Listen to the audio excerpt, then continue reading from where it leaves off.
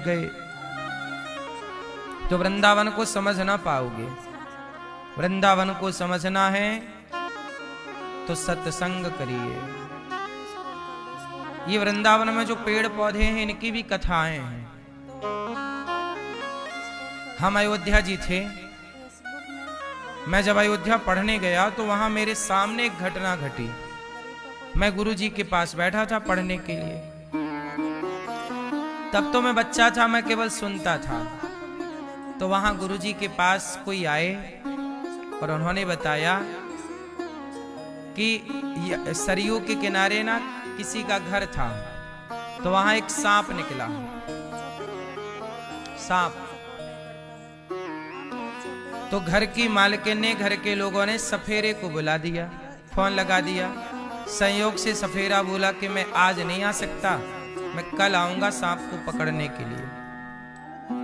ठीक है। और वो सांप ना बड़ा सांप था, अजगर कह सकते हैं, मोटा, जल्दी से भाग नहीं सकता था। तो वहां के लोगों ने उसे बंद करके रख दिया, कैद करके, कि कल आएगा सफेरा दे देंगे। अब सांप को कर दिया कैद।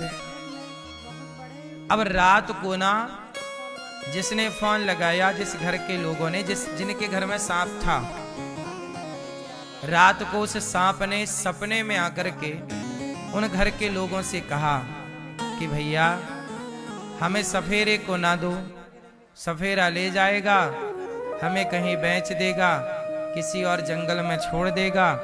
हम अयोध्या वासी हैं, हम अयोध्या रहते हैं, और देखो हम यहाँ रहते तो सालों से हैं, हमने आपको कभी परेशान नहीं किया।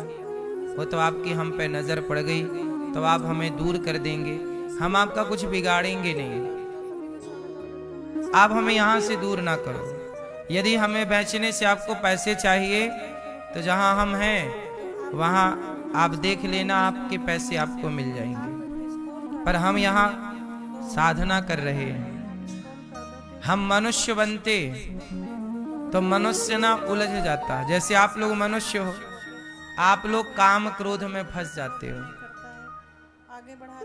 मनुष्य कहाँ फंस जाता है? काम क्रोध लोभ मोह में। हर पुरुष फंसा हुआ है, हर स्त्री फंसी हुई है। कोई मोह में फंसा है, कोई अभिमान में फंसा है, कोई कहीं फंसा है, सब फंसे ही है। तो सांप ने कहा कि देखो हम लोग भगवान से, साधक लोग कहते हैं कि प्रभु हमें मनुष्य ना बनाना, हमें वृंदावन की लता पता बना दो, पेड़ पौधा बना दो। क्यों? क्योंकि पेड़ पौधा रहेगा, उसे काम सताएगा नहीं, लोभ सताएगा नहीं, अभिमान आएगा नहीं। वो यहाँ एक जगह पड़ा भगवान का चिंतन करता रहेगा। इसलिए हम सांप बने हैं, हम भगवान के चिंतन में हैं। हमसे अयोध्या जीना छुड़वाओ। तब फिर वो मैया ने रात को जागा, सांप को कैद से हटाया और कहा महाराज आपको जहां जी करे आप यहां रहो। सवेरे सफेरा आया तो सही, पर उसे विदा कर दिया। भैया चला गया सांप, जाओ। जरूरी नहीं है कि आप मनुष्य बने हैं तो आप ईश्वर की साधना में लगे हैं।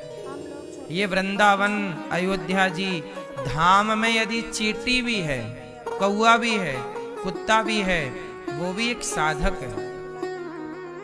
आपने सुना होगा वृंदावन के वृक्ष को मर्म न जाने कोई, डाल डाले और पात पात में राधे राधे हो। रामचरितमानस में एक वाक्य मैंने पढ़ा था बहुत पहले कि जब राम जी वनवास गए 14 वर्ष के लिए, तो राम जी जब वनवास गए तो आपने देखा होगा जब आप जंगल जाओगे तो जंगल में घास तो होती है रास्तों में। तो जब वनवास राम जी गए और राम जी के पांव जिस जिस घास में पड़े, किस में पड़े? घास। कहते हैं उस घास ने, वो घास भी कई घास नहीं है, जन्म जन्म के तपस्या करने वाले साधक हैं। भगवान बोले कि मैं जा रहा हूं राम अवतार लेकर, तुम आओगे? तो कोई बोला कि मैं आपकी सेना बनकर आऊंगा, अयोध्या में ये बनकर आऊंगा। तो कुछ ने कहा कि प्रभु जहां जहां आपके चरण पड़ेंगे मैं घास बन जाऊंगा, आप मेरे ऊपर अपने चरण रखना, मैं घास बन के पड़ी रहूंगी। तो राम के चरण जिस घास पर पड़े वो घास का भी पुण्य है। नाच मोर अति पुण्य बहुता, बहुत बड़ा पुण्य है कि प्रभु के चरण आज मेरे ऊपर पड़े हैं। इसलिए जब उद्धव जी वृंदावन आए और उद्धव जी ने राधा रानी का दर्शन किया और राधा रानी ने कहा उद्धव आप ज्ञान लेकर आए हो पर यहाँ तो प्रेम है। और जब प्रेम में उद्धव जी डूबे तो उद्धव जी जानते हो राधा रानी से क्या बोले, अब हमें वृंदावन से दूर ना करो, क्या बना दो, यहाँ हमें लता पता बना दो। हमें क्या बना दो, वृंदावन की लता पता बना के। क्यों? बोले यहीं रहेंगे। मनुष्य बनना थोड़ा ठीक नहीं है। क्यों? मनुष्य बनेंगे तो वृंदावन में रह के भी कई बार हमारा मन विषयों में लग जाता है, पर पेड़ पौधे रहेंगे तो कहां लगेगा मन।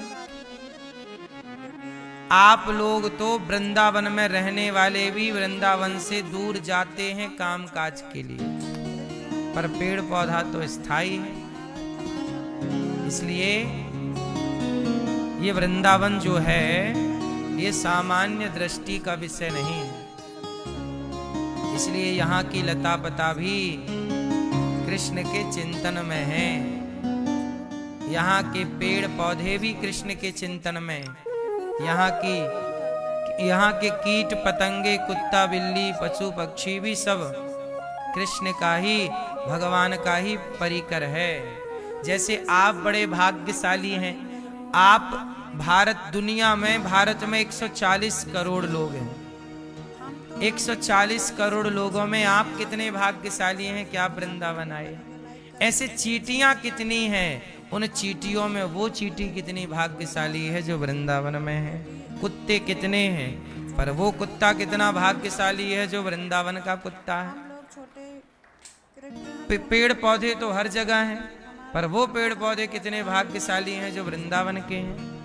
मक्खी तो हर जगह है, पर वो मक्खी कितनी भाग्यशाली है जो धाम में है। सुनो, आप तो बिहारी जी के दर्शन दूर से करते हो, मक्खी तो जाती है और बिहारी जी के पांव में बैठ जाती है। बोलो हाँ कि ना। 56 भोग बिहारी जी को लगा, भगवान भी खा रहे हैं, वो भी बैठी है खा रही है। फिर सबके लिए पटबंद हैं, पर मक्खी के लिए काहे के पटबंद। बोलो हाँ।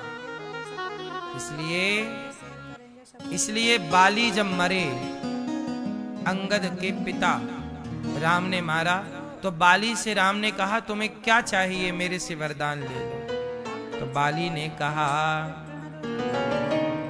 अब नाथ कर करुणा बिलो कहूं, देहु जो वर मांगहूं, जेहि योनि जन्महूं, कर्म बसतः राम पद अनुराग। जेहि योनि जन्महूं कर्म बसतः। मैं ये नहीं कहता कि अगले जन्म में मुझे मनुष्य ही बनाना, हमें कुत्ता भी बनाना हम तैयार हैं, हमें पशु बनाना तैयार हैं, पक्षी बनाना तैयार हैं, लेकिन प्रभु अपने द्वार का, अपनी चौखट का ही कुत्ता बनाना, जो तुम्हारे आश्रित रहे, और किसी के द्वार का कुत्ता ना बनाना। कुत्ता हमें बनने में दिक्कत नहीं है, पर बिहारी जी के चौखट का कुत्ता रहूं, तुम्हारे द्वार पर रहूं, तुम्हारे द्वार पर ही पड़ा रहूं। इसलिए मेरी माँ नाली का कीड़ा भी बनूं। पुराणों में जब पुराणों की टीका की गई ऋषियों के द्वारा, तो संतों ने अपने भाव लिखे कि मैं ये नहीं कहता कि मुझे नाली का कीड़ा मत बनाना, मुझे तो प्रभु आप नाली का कीड़ा बना देना, पर उस नाली का कीड़ा बनाना जिस नाली में आपके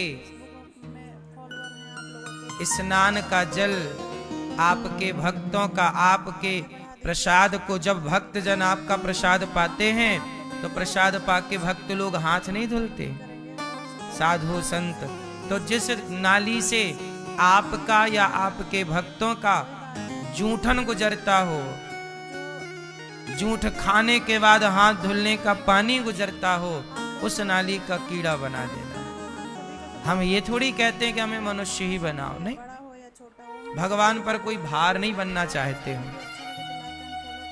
हम अपनी शर्तें नहीं रखना चाहते। जहां हम अपनी शर्त रख देते हैं ना, वहां प्रेम नहीं होता, वहां व्यापार हो जाता है। हम ये नहीं कहते कि बिहारी जी हमें ये दे दो, नहीं, हम आपसे क्यों कहेंगे, हम तो आपके नौकर हैं, और नौकर कभी मालिक को आदेश नहीं करता, नौकर तो सदा आदेश का पालन करता है। हम भगवान से ये नहीं कहेंगे कि प्रभु हमें ये दे दीजिए, नहीं प्रभु हम आपके दास हैं, आपके आश्रित हैं, जो आप देंगे हमें वो स्वीकार है।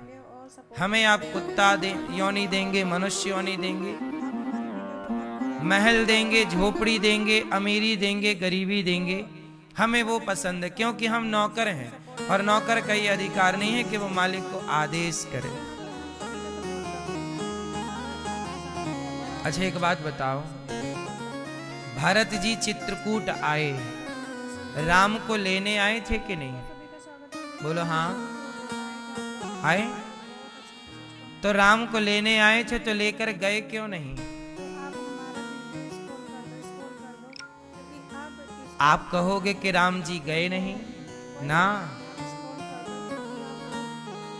राम जी ने कह दिया कि भरत मैं तेरा हूं, तेरे प्रेम में बिक चुका हूं, तूने मेरे से इतना प्रेम किया, मैं तेरे प्रेम में बिक गया हूं भरत, अब तू जो कहेगा मैं करूंगा, तू कहे तो मैं चलूं, तू कहे तो मैं ना चलूं। अब निर्णय किसके हाथ में हो गया? भरत जी के। और जब भरत जी के पक्ष में निर्णय चला गया तो भरत जी ने ये क्यों नहीं कहा कि चलो अयोध्या, ये क्यों कहा कि चरण पादुका ही दे दो? भरत जी ये कह देते कि चलो आप, मैं कहता हूं चलो। भरत जी ने कहा नहीं, मैं आपका दास हूं, और दास स्वामी भगवान ने पहले अपनी पूरी बात रखी। पूरी बात क्या रखी कि देख भरत, मेरे पिता की मृत्यु हो चुकी है, यदि मैं अब वापस गया अयोध्या तो मेरा मरा हुआ पिता क्या सोचेगा? वाह राम, जब तक मैं जिंदा था मैं चिल्लाता रहा राम मत जाओ, राम मत जाओ, राम 7 दिन बाद आ जाना, 14 दिन बाद आ जाना, मुझे छोड़ के ना जाओ, मैं मर जाऊंगा। जब तक बाप जिंदा था तो बाप की तो राम ने सुनी नहीं, और बाप मर गया तो तुरंत वापिस अयोध्या जी आ गए। तो तुम ही बताओ भरत, क्या हमारे पिता और जगत हमें सही ठहराएगा? हम वापस चले गए तो लोग क्या कहेंगे कि जब भगवान ने अपने पिता की आज्ञा का पालन नहीं किया तो सामान्य लोग कौन सी आज्ञा का पालन करेंगे? फिर भी भरत देख, मैंने अपनी सारी बात रख दी, लेकिन इन सारी बातों को अलग कर, लेकिन भरत मैं तुम्हारे प्रेम के आगे नतमस्तक हूं, तुम्हारे प्रेम ने मुझे जीत लिया है। अब तुम जो कहोगे, समाज मुझे अपमान दे, सम्मान दे, अच्छा कहे, बुरा कहे, मैं इसकी परवाह नहीं करता। अब मेरा भरत जो कहेगा मैं वो करूंगा। तब भरत जी ने कहा ठीक है, आप अपनी पादुका दे दीजिए। भरत जी ने क्यों नहीं कहा कि चलो? भरत जी कहते हैं कि स्वामी आप स्वामी हैं, मैं आपका दास हूं, और दास का अधिकार स्वामी की आज्ञा का उल्लंघन करना नहीं है। यदि स्वामी का मन वनवास में रहने का है तो दास वही स्वीकार करेगा।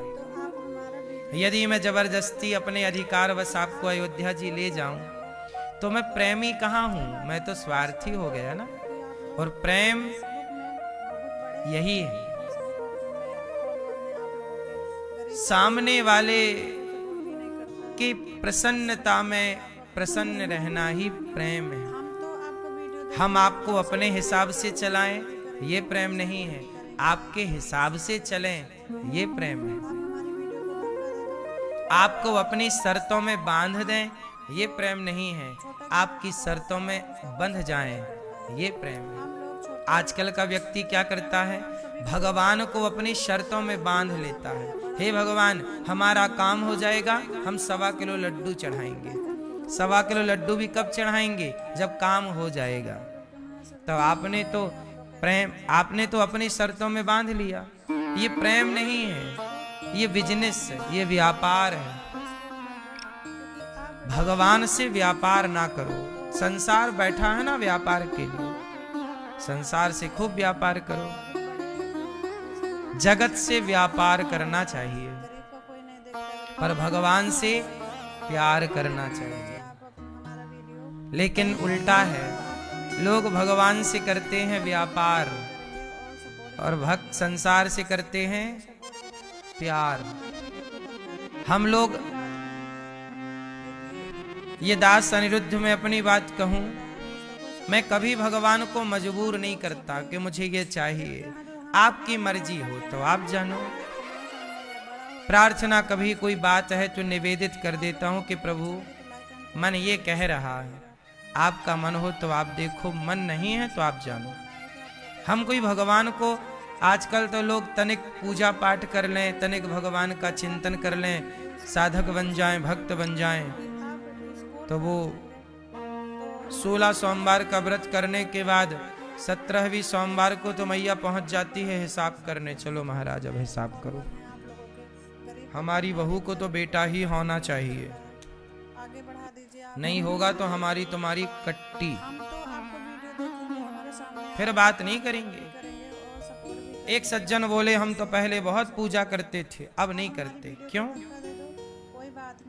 पहले पूजा करते थे अब नहीं करते, क्यों? बोले हमारी बहू गर्भवती हो गई तो हम लोगों ने कहा हे भगवान, हे द्वारिकाधीश, हे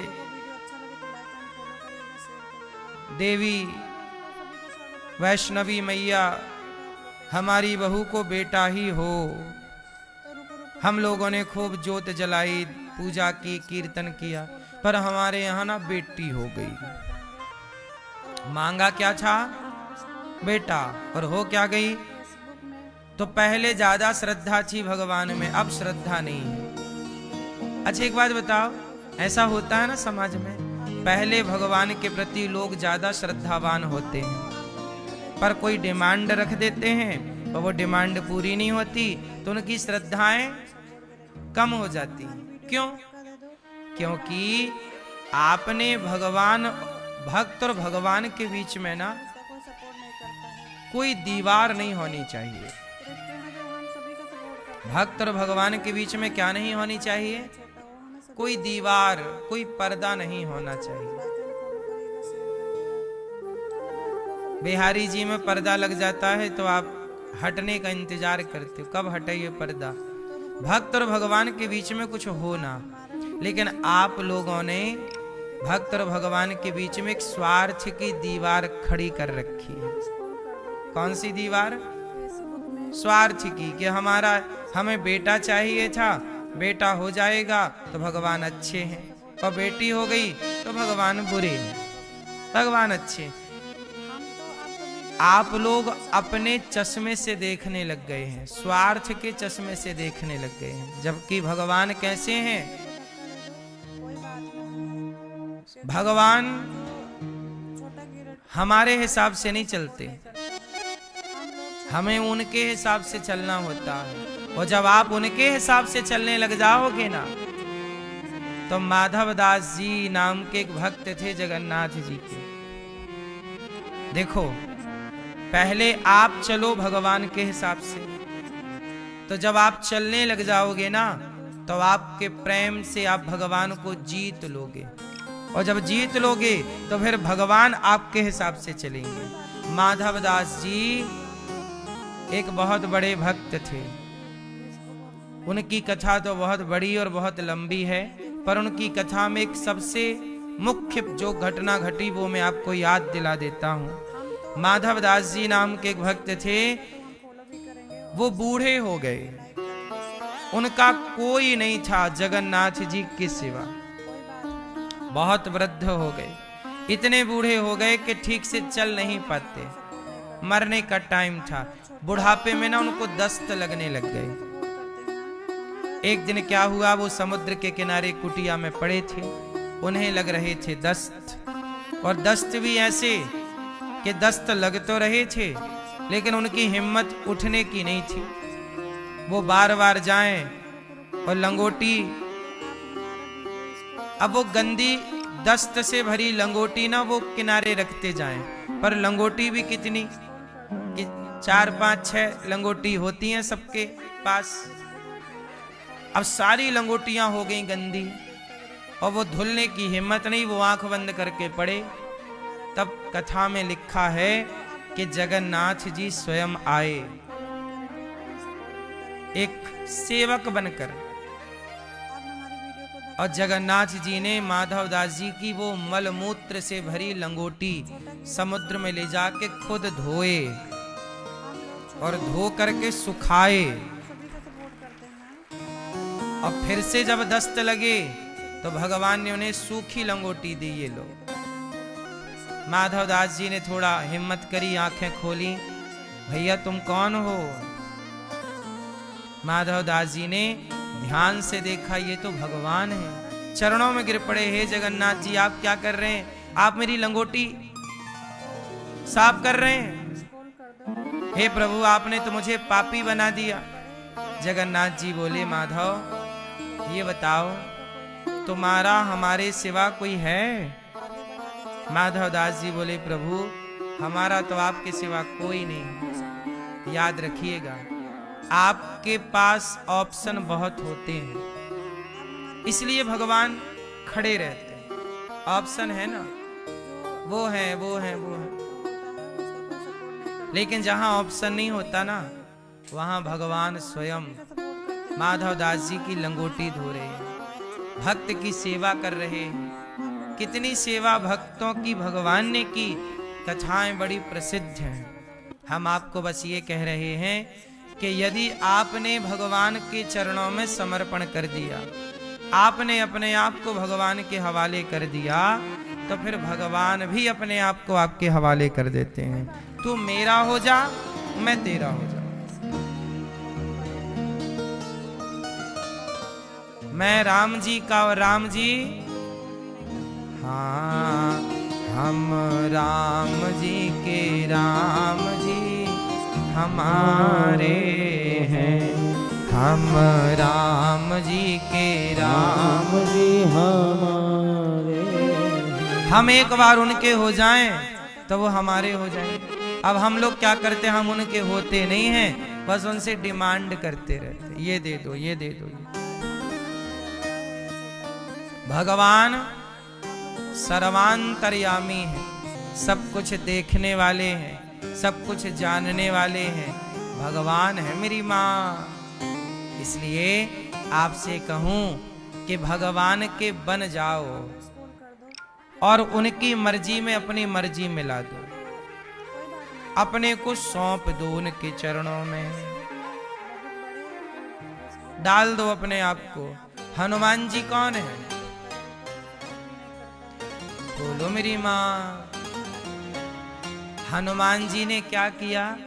हनुमान जी ने बस अपने को तिनका समझकर, मैं कौन हूं? एक तिनका। हनुमान जी ने अपने को तिनका समझा, आप भी समझो अपने को। और तिनका समझ के हनुमान जी ने अपने आप को राम के चरणों में डाल दिया, बस डाल दिया। अब हनुमान जी किसके हो गए?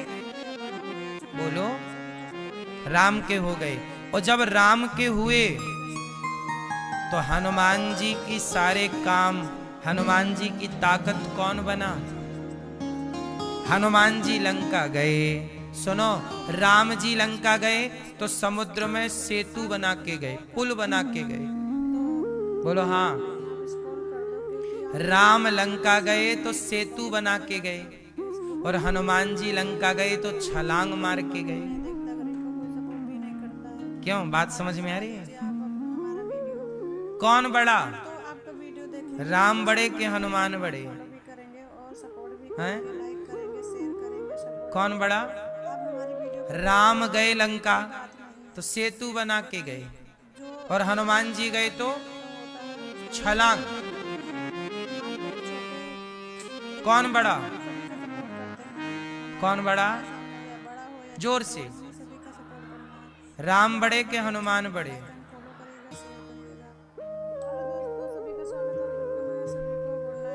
हनुमान जी को जैसे पिता अपने पुत्र को अपने से बड़ा बनाना चाहता है,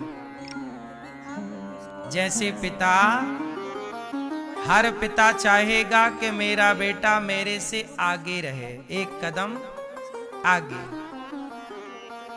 मेरी पढ़ाई लिखाई से आगे रहे, मेरे मान सम्मान से उसका एक कदम मान सम्मान ज्यादा हो, मैंने जितना धन वैभव कमाया उससे एक कदम मेरा पुत्र आगे हो। हर पिता की यही कामना होती है कि मेरा बेटा मेरे से एक कदम, चार कदम आगे हो। जैसे पिता की इच्छा है कि मेरा पुत्र मेरे से आगे हो, ऐसे भगवान की इच्छा है कि मेरा भक्त मेरे से आगे हो। इसलिए राम गए सेतु बनाकर और हनुमान जी गए छलांग लगाकर।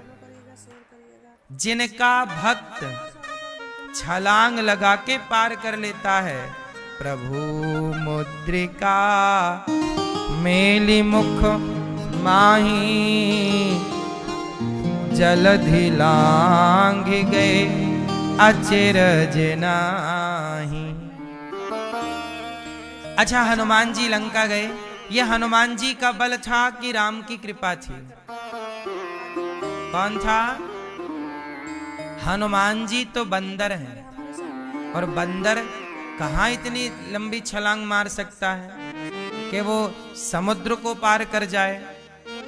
आप और हम कोई नदी पार नहीं कर सकते छलांग मार के। हम और आप कोई भी नदी पार, गांव की छोटी नदी को भी आप छलांग लगा के पार नहीं कर सकते।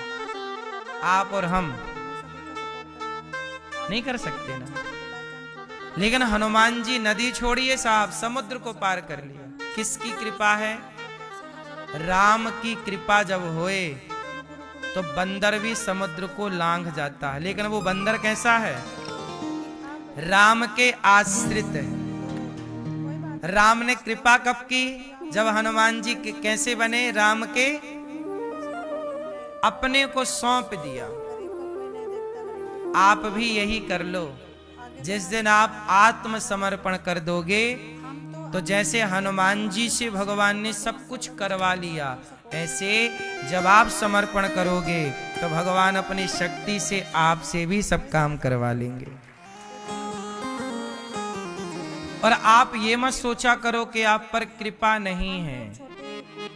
मेरे पे तो बड़ी कृपा है, और मैं ये आज नहीं कह रहा, शुरू से कहता हूं। कहता नहीं, समझता हूं। भाव ऐसा लगता है कि अच्छा, अब देखो ना आप लोग, गौरी गोपाल आश्रम में 30,000 लोग पर डे भोजन करते हैं। यहाँ रसोई अखंड चल रही है, आप देख सकते हैं।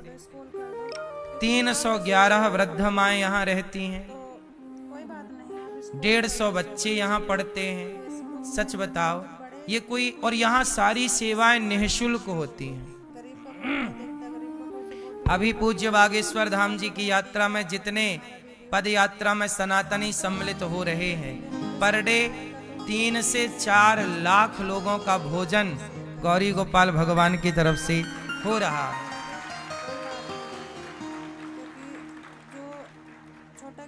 इन 9 दिन की यात्रा में लगभग 25 से 30 लाख लोगों के भोजन की व्यवस्था की गई है यहाँ से, गौरी गोपाल भगवान की कृपा से। और ये सारी सेवा आप लोगों से भिक्षा मांग मांग कर ये दास करता है।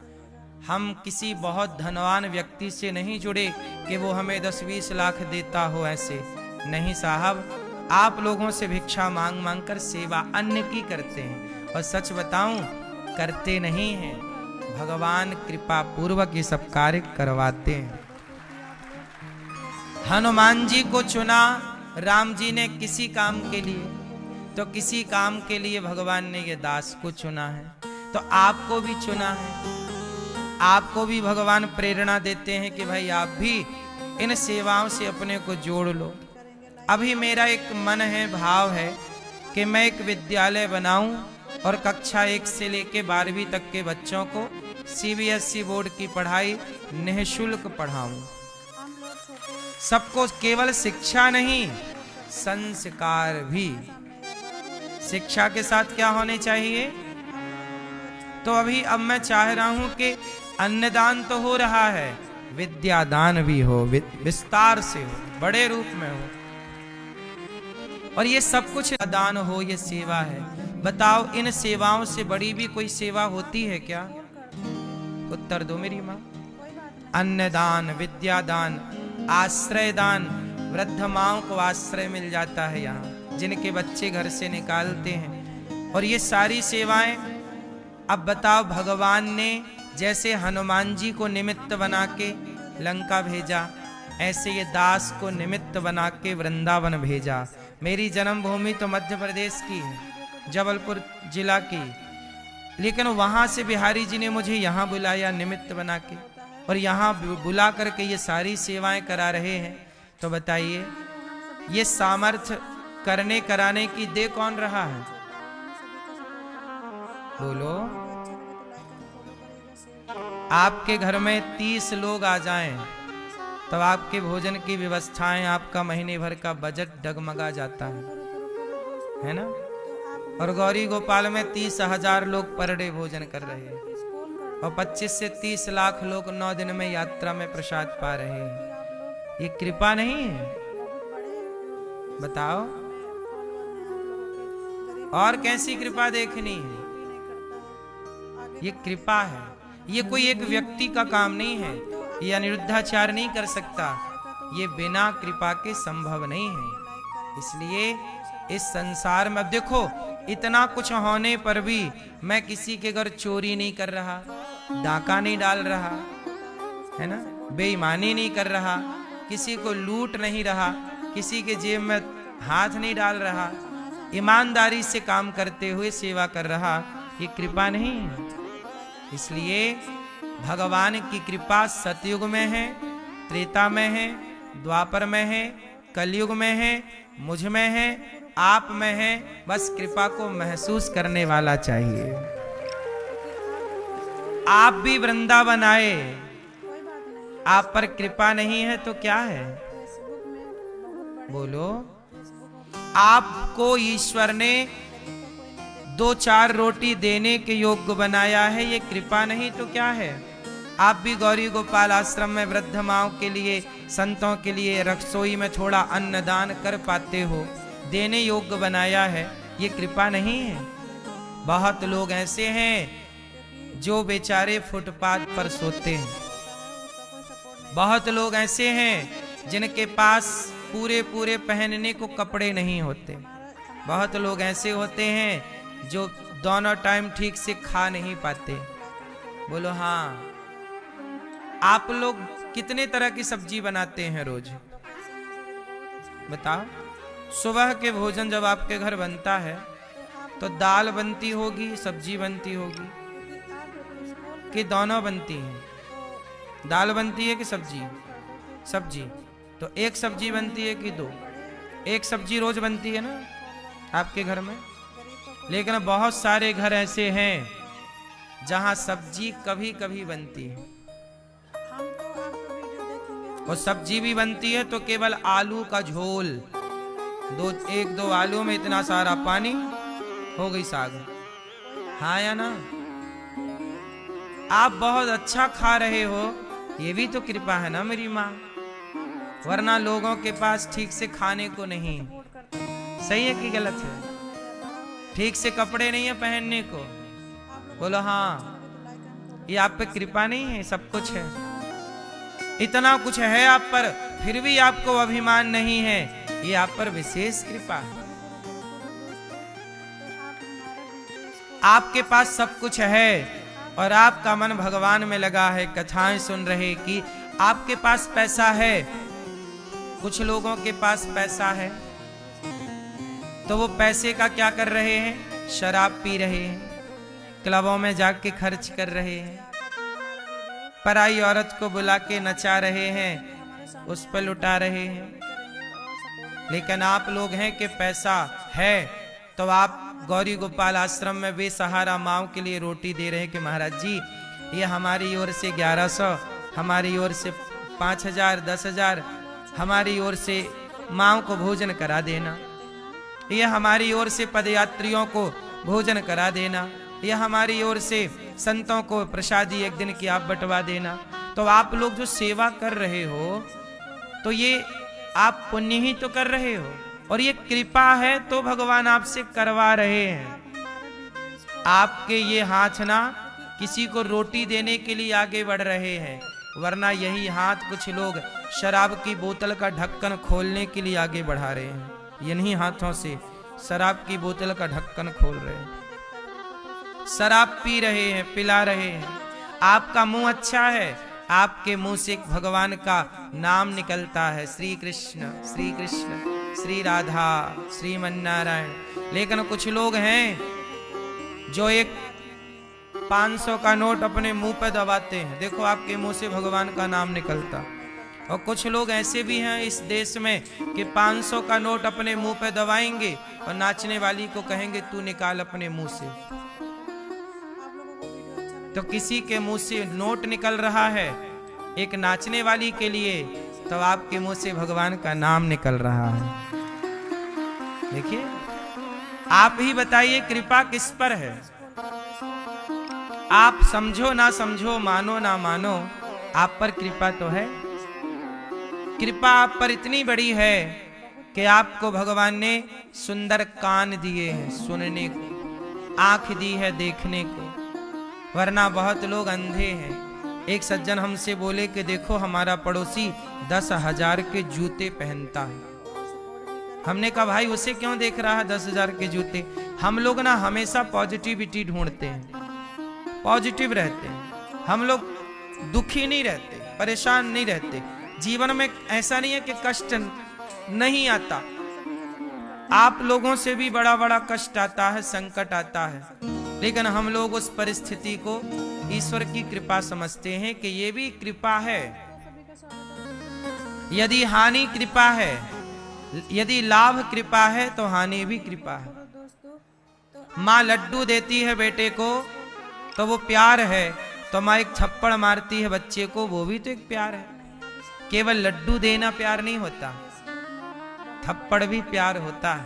ऐसे भगवान सुख दें वो भी प्यार है, पर दुख दें वो भी तो कृपा है।